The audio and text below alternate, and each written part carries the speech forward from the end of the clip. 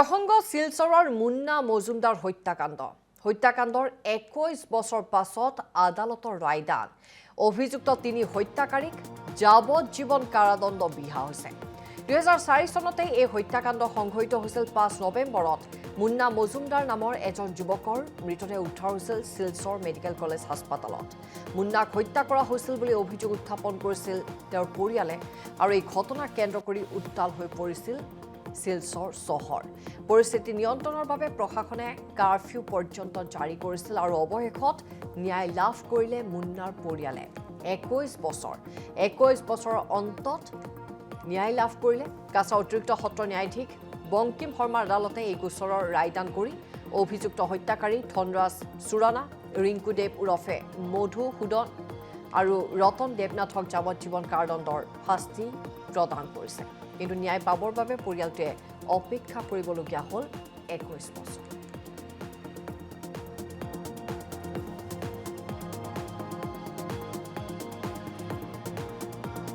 একটা হয় বিষায়া সুইসাইড করছে একটা হয় কেরাসিন খাইছে একটা হয় মাথা ঘুরাই পড়ে গেছে কেউর কথার কোনো মিল নাই যখন এই কথা যখন তদন্ত চলে তার সবে না এটা তো হইতে পারে না একজনে হয় কেরাসিন খাইছে একজন হয় বিষ খাইছে এটা তো কোনো হইতো না নিশ্চয় কিছু আছে এই কথা শোনার লগে লগে যতজন আছে তারা দোকানে যে আইসে মালিকুলিকা আছে আরও তারার একদম গাড়ি উড়ি ভর্তি এটা সবটি গাড়ি উড়িয়ে বাকছে যখন আমরা ছেলেরা যখন দেখি যে বডি যখন দেখি আইসে কইছে বডির মেরে সম্পূর্ণ শরীরে স্যুট আছে জুড়ে মানে এমনভাবে বাড়ি দিছে ব্রেইন হ্যামরেজ হয়েছে ডাক্তারে তখন কইছে কিন্তু পরে রিপোর্ট বদলাইছে যে হে বলে বিষ খাইয়া মারা হয়েছে ওটা তখন কেস দিছিলাম সদর থানা দিছিল ধনরাজ চুরানা রতন দেবনাথ রিঙ্কুদেব আজকে কইছে কোর্টের রায় রয়েছে যে ধনরাজ চুরানা তারা শাস্তি হয়েছে কোর্টের এইটি আমি কইটা মশত কোটির প্রণাম স্যার আপনার আদালতের কাছে মাননীয় আদালতের কাছে যে আমার বাইরে ন্যায় বিচার দিয়েছেন 22 বছর হয়ে গেছে 2004-এর ঘটনা আর আজকে এলো 2000 প্ৰসংগ শিলচৰৰ মুন্না মজুমদাৰ হত্যাকাণ্ডৰ 21 বছৰ পাছত আদালতৰ ৰায়দান অভিযুক্ত তিনি হত্যাকাৰীক যাৱজ্জীৱন কাৰাদণ্ড বিহা হৈছে 2004 চনতে এই হত্যাকাণ্ড সংঘটিত হৈছিল 5 নৱেম্বৰত মুন্না মজুমদাৰ নামৰ এজন যুৱকৰ মৃতদেহ উদ্ধাৰ হৈছিল শিলচৰ মেডিকেল কলেজ হাস্পতালত মুন্নাক হত্যা কৰা হৈছিল বুলি অভিযোগ উত্থাপন কৰিছিল তেওঁৰ পৰিয়ালে আৰু এই ঘটনা কেন্দ্ৰ কৰি উত্তাল হৈ পৰিছিল শিলচৰ চহৰ পৰিস্থিতি নিয়ন্ত্ৰণৰ বাবে প্ৰশাসনে কাৰফিউ পৰ্যন্ত জাৰি কৰিছিল আৰু অৱশেষত ন্যায় লাভ কৰিলে মুন্নাৰ পৰিয়ালে 21 বছৰৰ অন্তত ন্যায় লাভ কৰিলে কাছা অতিৰিক্ত সত্ৰ ন্যায়াধীশ বংকিম শৰ্মাৰ আদালতে এই গোচৰৰ ৰায়দান কৰি অভিযুক্ত হত্যাকাৰী ধনৰাজ চুৰানা ৰিংকুদেৱ উৰফে মধুসূদন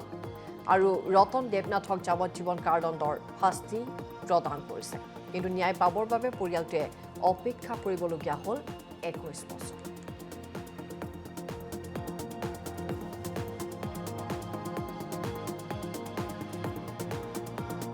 একটা হয় বিষায়া সুইসাইড করছে একটা হয় কেরাসিন খাইছে একটা হয় মাথা ঘুরাই পড়ে গেছে কেউর কথার কোনো মিল নাই যখন এই কথা যখন তদন্ত চলে তার সবে না এটা তো হইতে পারে না একজনে হয় কেরাসিন খাইছে একজন হয় বিষ খাইছে এটা তো কোনো হইতো না নিশ্চয় কিছু আছে এই কথা শোনার লগে লগে যতজন আছে তারা দোকানে যে আইসে মালিকুলিকা আছে আরও তারার একদম গাড়ি উড়ি ভর্তি এটা সবটি গাড়ি উড়িয়ে বাকছে যখন আমরা ছেলেরা যখন দেখি যে বডি যখন দেখি আইসে কইছে বডির মেরে সম্পূর্ণ শরীরে স্যুট আছে জুড়ে মানে এমনভাবে বাড়ি দিছে ব্রেইন হ্যামরেজ হয়েছে ডাক্তারে তখন কইছে কিন্তু পরে রিপোর্ট বদলাইছে যে হে বলে বিষ খাইয়া মারা হয়েছে ওটা তখন কেস দিছিলাম সদর থানা দিছিল ধনরাজ চুরানা রতন দেবনাথ রিঙ্কুদেব